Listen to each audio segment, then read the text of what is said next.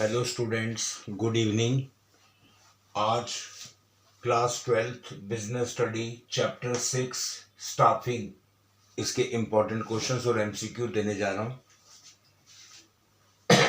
MCQ का first question है, but which is not a feature off the job training.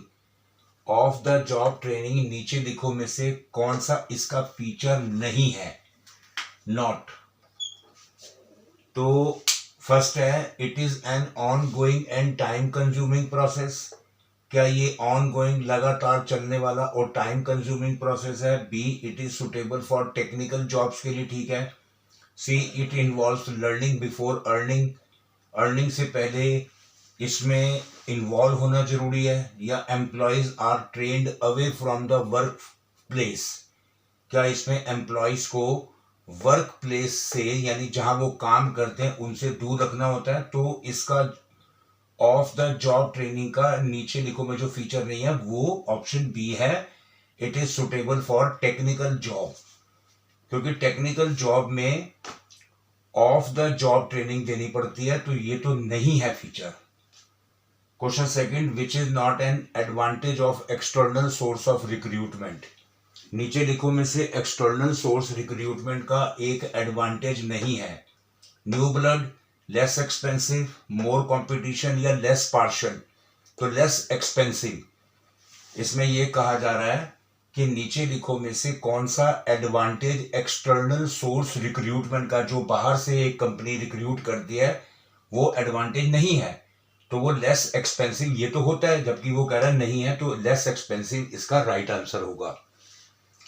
Question 3 है, dash means assigning a specific responsibility to an individual. कि एक individual को कोई responsibility, specific responsibility assign की जाती है या दी जाती है। तो नीचे लिखो में से इसका क्या मीनिंग है। सिलेक्शन, रिक्रूटमेंट, इंडक्शन या प्लेसमेंट। प्लेसमेंट होगा, क्योंकि प्लेसमेंट में जब कोई कंपनी किसी भी व्यक्ति को, किसी भी एम्प्लॉयज को कोई जगह देती है तो उसको एक स्पेसिफिक रिस्पॉन्सिबिलिटी देती है कि आपको ये काम करना है। तो प्लेसमेंट इसका राइट आंसर है। MCQ, the process of eliminating unsuitable candidate is. Staffing में ऐसा कौन सा प्रोसेस है जिसमें अनसुटेबल कैंडिडेट को हटा दिया जाता है। सिलेक्शन, रिक्रूटमेंट, इंडक्शन और प्लेसमेंट।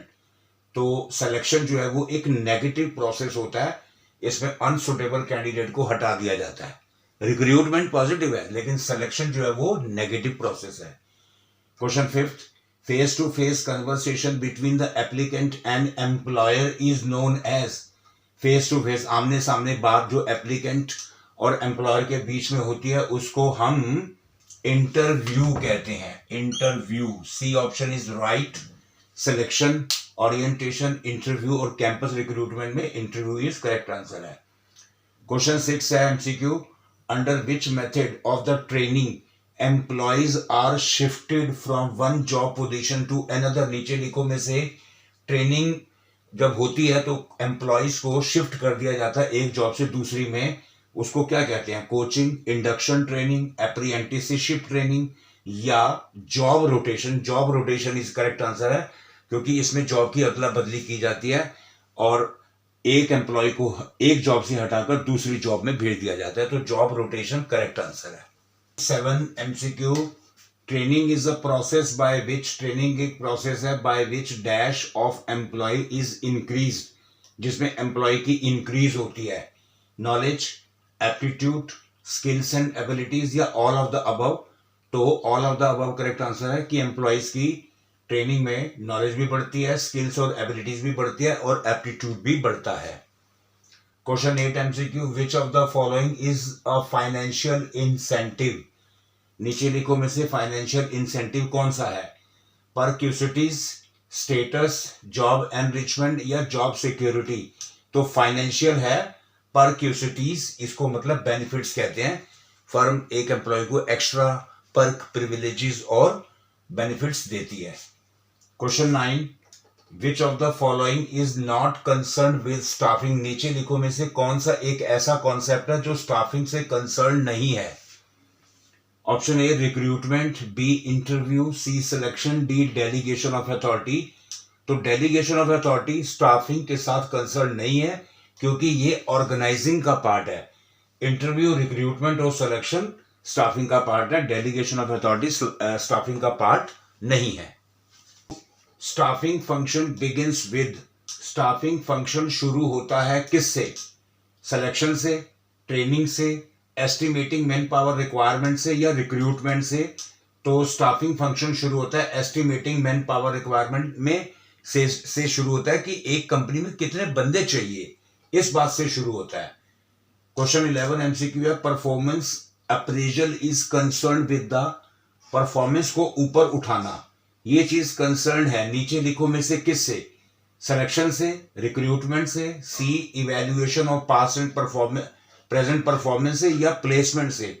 तो एक एम्प्लॉय की परफॉर्मेंस अप्रेजल को इवैल्यूएट किया जाता है उसके पुराने एक्सपीरियंस और प्रेजेंट एक्सपीरियंस से पता चलता है, तो ये करेक्ट आंसर है।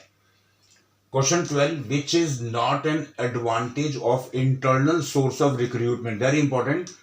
इंटरनल सोर्स का नीचे लिखो में से कौन सा फायदा नहीं है? टाइम सेविंग, ये तो फायदा है, क्योंकि अगर कंपनी के अंदर से ही बंदा चुन लिया जाए तो ये तो सस्ता है, टाइम समय बचता है। लेक्स एक्सपेंसिव, महंगा भी नहीं है, सस्ता होता है, ये भी ठीक है। ऑल ऑफ द अबव होगा नहीं, क्योंकि new blood internal source of recruitment का फायदा नहीं है, क्योंकि न्यू ब्लड एक्सटर्नल सोर्स से आता है। नए नए बच्चे आजकल पढ़ लिख करके न्यू ब्लड एक कंपनी में जब दाखिल होते हैं तो एक फायदा एक्सटर्नल का है, तो ये इंटरनल सोर्स का रिक्रूटमेंट का एडवांटेज नहीं है। क्वेश्चन 13 पिक्चर बेस्ड है, इसमें कुछ एम्प्लॉइज खड़े हैं, ऊपर कंपनी का एम्प्लॉयर इनमें से किसी एक को पकड़ रहा है, एक को चुन रहा है। तो identify the step of staffing process in the above picture, इस पिक्चर में स्टाफिंग प्रोसेस का स्टेप कौन सा है? इसमें सिलेक्शन हो रहा है, काफी लोग एम्प्लॉयज खड़े हैं, उसमें से एक को चुन रहा है, तो सिलेक्शन कर रहा है। क्वेश्चन 14, ये भी पिक्चर बेस्ड है। आप देखेंगे यहाँ पे मैनेजर्स बैठे हैं 1 2 3, इनके आगे कुछ पेपर्स कागज वगैरह पड़े हैं। ये कैंपस रिक्रूटमेंट है। क्वेश्चन है, identify the type of source of recruitment in this picture, इस पिक्चर में किस टाइप का सोर्स ऑफ रिक्रूटमेंट है? ऑप्शन ए डायरेक्ट रिक्रूटमेंट है, स्टॉक एक्सचेंज से हो रहा है, इंटर सोर्स है या एक्सटर्नल सोर्स है। तो आप देखेंगे ये कैंपस रिक्रूटमेंट, कॉलेजेस में जाकर मैनेजर एक्सटर्नल सोर्स से रिक्रूटमेंट करके लाते हैं। क्वेश्चन की लिस्ट, क्वेश्चन 1 है व्हाट इज स्टाफिंग, चैप्टर का नाम। Question 2, state 2 important sources of recruitment, एक इंटरनल सोर्स है, एक एक्सटर्नल सोर्स है। क्वेश्चन 3, ये केस स्टडी है, the workers of a factory are unable to work on new machines, worker एक फैक्ट्री के नई मशीनों पर काम करने में अनेबल है। Always demand for help of a supervisor, हमेशा कहते हैं कि सुपरवाइजर की हेल्प चाहिए। The supervisor is overburdened with their frequent calls, बार बार कॉल आती है, सुपरवाइजर ओवरबर्डन्ड हो जाता है, उसे थोड़ा गुस्सा भी आता है। सजेस्ट करो कि ऐसा क्यों हो रहा है, रेमेडी बताओ। रेमेडी यही है कि जो वर्कर्स फैक्ट्री में काम कर रहे हैं उनके अंदर लैक ऑफ ट्रेनिंग की कमी है, अगर उन्हें पहले प्रॉपर ट्रेनिंग दे दी जाती तो वो नई मशीन को यूज कर लेते, बार बार सुपरवाइजर को नहीं बुलाते। क्वेश्चन 4 है what is meant by recruitment, क्या है, how it is different from the selection, से ये कैसे डिफरेंट है। रिक्रूटमेंट एक पॉजिटिव चीज होती है, पॉजिटिव रास्ता है, और सिलेक्शन जो है वो नेगेटिव है। इसमें आप बंदों को रिक्रूट करते रहो, बुलाते रहो, और सिलेक्शन में नेगेटिव होता है, जो काम का नहीं उसको निकाल देते हैं। Question 5, distinguish between training and development में क्या फर्क है, ये दोनों क्वेश्चन इंपॉर्टेंट है। ट्रेनिंग और डेवलपमेंट में क्या डिफरेंस है, इसमें डिफरेंस आपको बेसिस डाल के लिखना है। 6, why are internal sources of recruitment considered to be more economical, internal source of recruitment बहुत ही सस्ता होता है, इकोनॉमिकल होता है, बताओ कैसे। इसमें ये है कि तो ये save the time and money बचाता है, कॉस्ट एफिशिएंट है, ज़्यादा कॉस्ट नहीं लगती, अपनी कंपनी के अंदर अपनी ऑर्गेनाइजेशन से ही अदला बदली कर ली जाती है, और ये सस्ता पड़ता है। Question 7, no organisation can be successful unless it fills and keeps the various position filled with the right kind of people for right job. कोई भी ऑर्गेनाइजेशन तब तक सफल नहीं हो पाती, सक्सेस नहीं हो पाती, जब तक वो फिल्स ना कर ले, वेरियस पोजीशन को भर ना ले, राइट काइंड ऑफ पीपल, अच्छे तरह के लोगों को और अच्छी जॉब के लिए, राइट जॉब के लिए, तब तक वो सफल नहीं होती। इस स्टेटमेंट को एक्सप्लेन करो। इसमें आपको स्टाफिंग का फंक्शन और उसके बेनिफिट्स बताने हैं। Question 8, explain the steps in staffing process. Staffing process के आपको स्टेप्स क्लियर करने हैं, ये सीक्वेंस में लिखने हैं। Question 9, explain the procedure for the selection of employees. Employees के सिलेक्शन के प्रोसीजर को भी आप लिखिए। स्टाफिंग के प्रोसेस की तरह सिलेक्शन का भी प्रोसेस होता है, इसे भी आप सीक्वेंस में लिखिए कि किस तरीके से एम्प्लॉयज के टेस्ट होते हैं। उन सभी टेस्ट को सीक्वेंस से पहले क्या होता है, बाद में क्या होता है। Question 10, what are the advantage of training to the individual and to the organisation.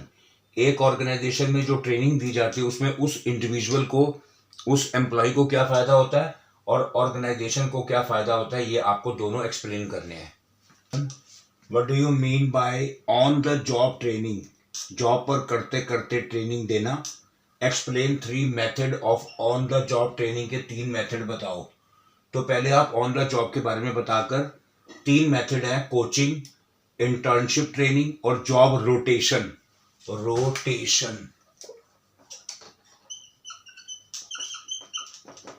इसमें क्या होता है, जॉब की अदला बदली कर दी जाती है, एक जॉब हटाकर दूसरी जॉब दे दी जाती है, तो ये ऑन द जॉब ट्रेनिंग है।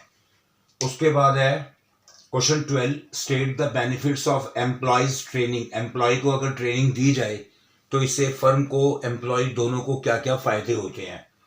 सबसे पहले इकोनॉमिक ऑपरेशन सस्ता रहता है, ये इंक्रीज प्रोडक्टिविटी बढ़ती है, एक्विजिशन ऑफ न्यू स्किल्स आती है और हायर अर्निंग, फर्म की भी और एम्प्लॉय की भी अर्निंग बढ़ती है। क्वेश्चन 13 है हरीश, ये केस स्टडी है। Harish is a supervisor. Harish एक सुपरवाइजर है एक कंपनी का। Due to his hard work की वजह से ही is promoted to the post of production manager. उसको पोस्ट कर दिया गया है कि अब वो प्रोडक्शन मैनेजर बनेगा। Now the post of the supervisor is vacant. अब इसकी जॉब हरीश की खाली हो गई है, वैकेंट हो गई है।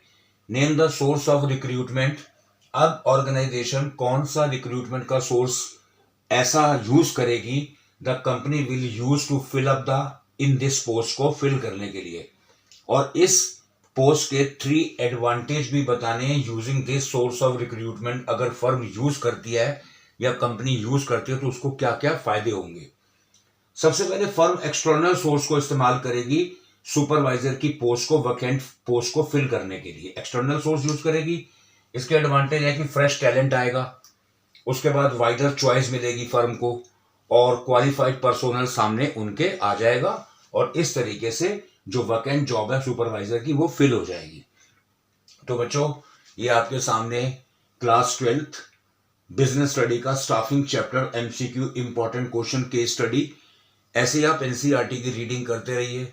आप अगर एनसीईआरटी की रीडिंग करते हैं तो आपको उसमें बहुत सारे कॉन्सेप्ट और भी समझ आ जाएंगे, जिससे आपके एमसीक्यू, आपके क्वेश्चंस, आपकी केस स्टडी सब सॉल्व हो जाएंगी और आप अच्छे मार्क्स ले पाओगे।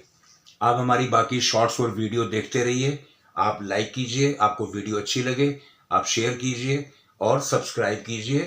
Thank you so much.